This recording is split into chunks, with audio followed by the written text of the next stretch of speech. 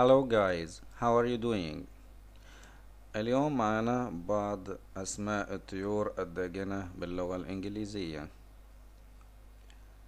أول كلمة عندنا poultry poultry دواجن أو طيور داجنة.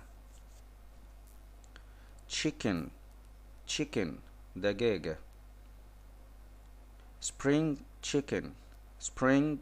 chicken دجاجة الربيع. turkey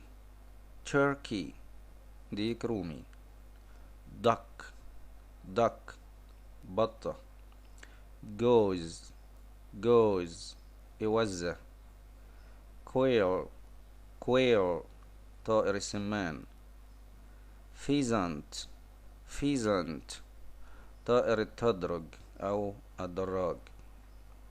وهذه صور لبعض هذه الطيور: chicken pheasant duck turkey spring chicken quail. Thank you for watching the video.